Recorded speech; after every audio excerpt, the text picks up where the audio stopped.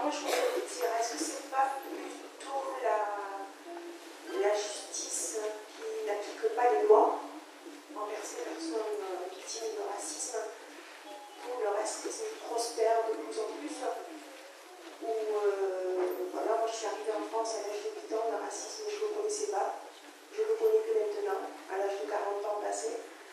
Donc est-ce que c'est pas plutôt un laxisme de la justice qui, parce que des condamnations, voilà, avec sursis, une amende, ça n'empêche pas de recommencer.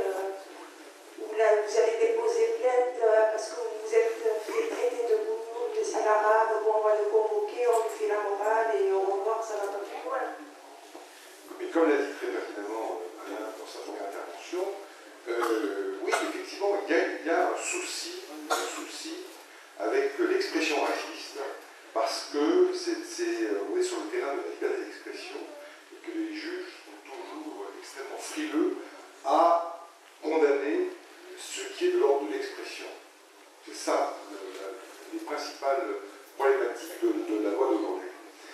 Donc, effectivement, il faut renforcer les sanctions et considérer que ce sont des sanctions d'extrême gravité, parce que la souffrance, le trouble à l'ordre public que ce type d'infraction conduit sont extrêmement importants. On voit bien à quel point il y a des vraies souffrances de victimes d'expressions racistes qui ont été l'objet de racisme, et on voit bien à quoi ça peut conduire.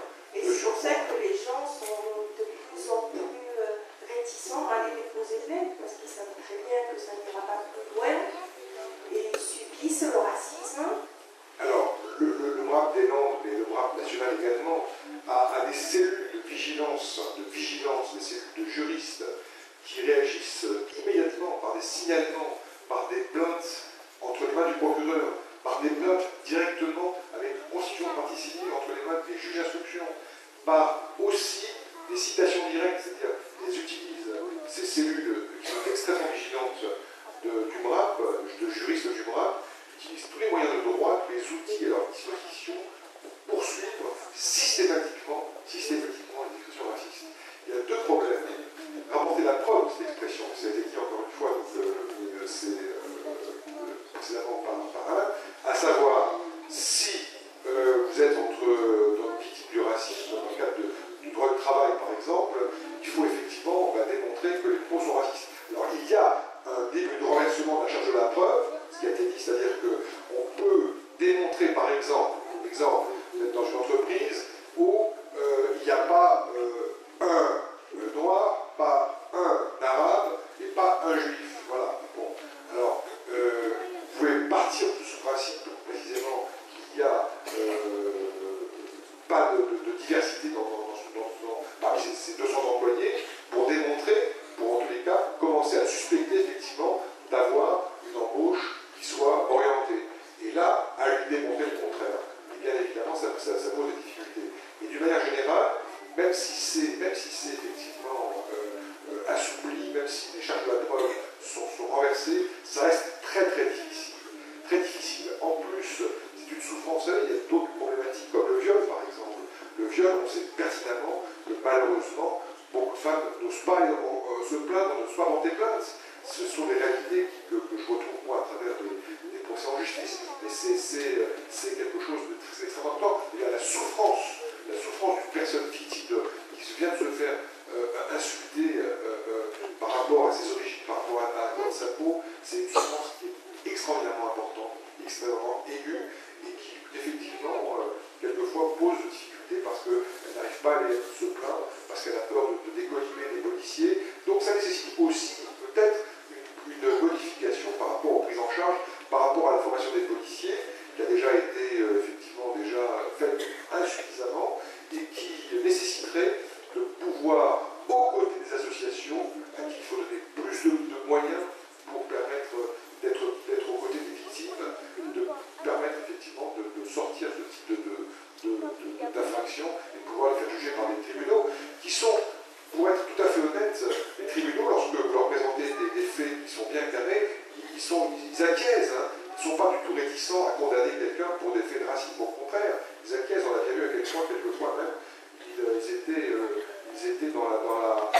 sévérité quelquefois pour donner des propos racistes. Donc ils acquiescent. Encore faut-il qu'on puisse leur présenter un dossier qui soit bien ficelé.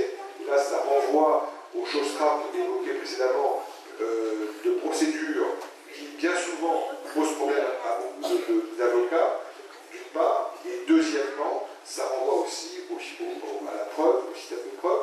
Quand c'est un propos public qui passe à la télé ou qui est constaté par un huissier sur un site internet, ça pose pas de difficulté en termes de preuve, mais si c'est un propos qui est confidentiel, ça c'est beaucoup plus compliqué parce qu'il est fait entre 4-5 personnes et bien souvent les personnes n'osent pas témoigner, n'osent pas accompagner la victime dans ce genre de problème.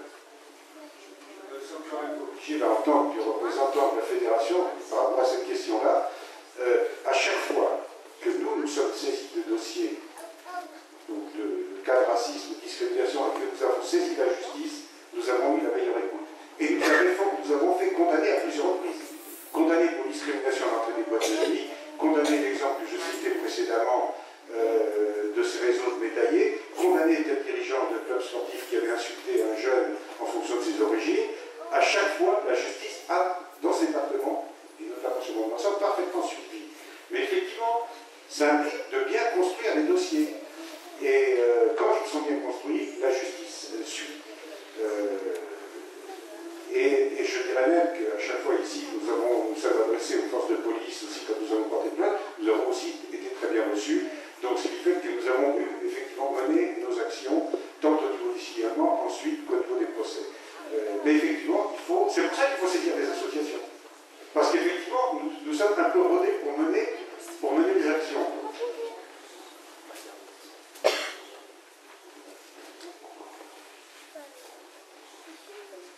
Mais sur cette question, j'ai regardé avant de venir les statistiques pour voir comment évoluer la répression. Je pourrais vous les montrer, mais je ne pas assez bon. Dans tous les cas, vous voyez, là on part de l'année 2000 et là on est sur l'année 2009. Donc, ce sont les différentes incriminations. Ce chiffre montre qu'il y a quand même une évolution importante de la répression année après année.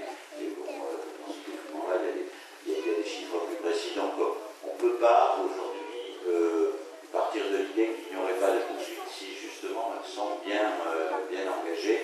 Et c'est toute la question de ce qui a été posé. Je pense que la formation chez les policiers, il y a eu chez les magistrats. Donc, bon, franchement, aujourd'hui, il ne faut pas se mettre à l'abri du fait que l'appareil d'État ne ferait rien. J'ai dit ce que j'avais à dire sur le montant des sanctions prononcées, mais sur le fait que les poursuites soient écartées. De toute façon, aujourd'hui, c'est pas si simple, on l'a dit tout à l'heure, parce que les associations peuvent engager les poursuites. Non, je crois qu'il y a un lien avec la question sur la banalisation.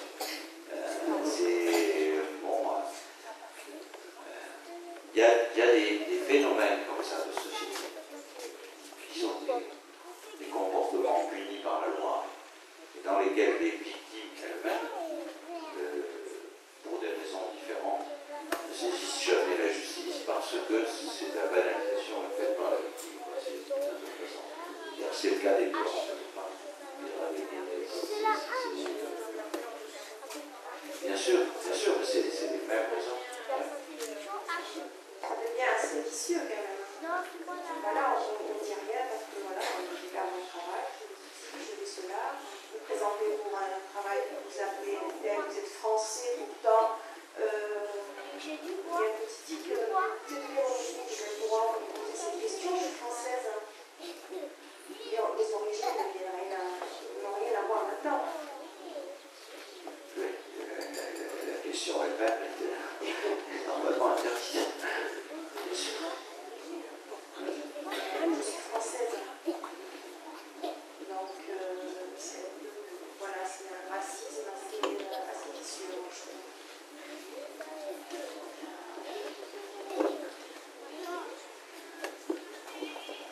Je dis un mot de ce qu'a dit Gérard. Pas forcément dans le débat d'aujourd'hui, qui est une vraie interrogation.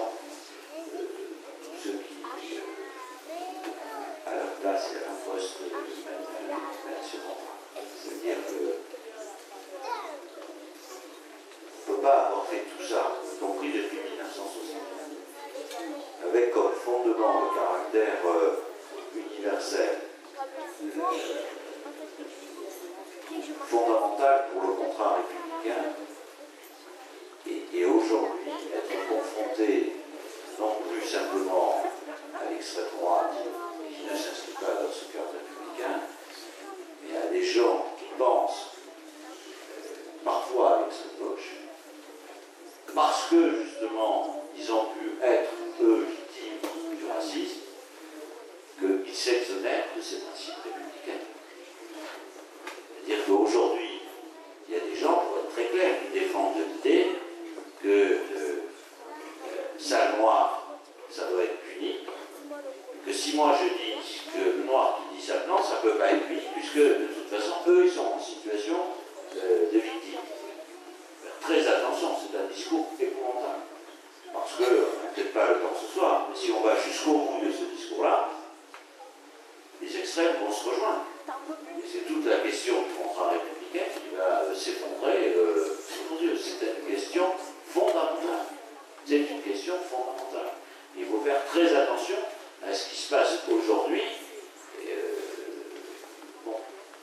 Là où on pensait que ça ne se passerait pas, mais ça se passe.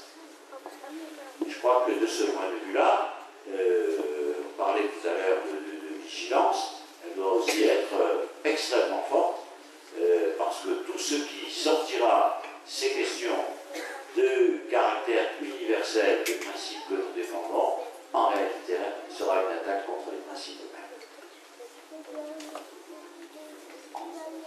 Pour le cas de 20% à ce qui a peut-être dit, bien sûr qu'on ne met pas sur le même plan un racisme systémique qui conduit à des discriminations, et on sait bien que Paul Kerjak n'est pas refoulé parce qu'il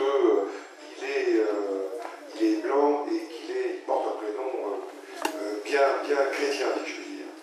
En revanche, on sait aussi que ceux qui sont en recherche d'emploi, en recherche de stage, ont plus de difficultés à rentrer dans une boîte de nuit, à trouver un stage, à trouver un emploi, à trouver un logement.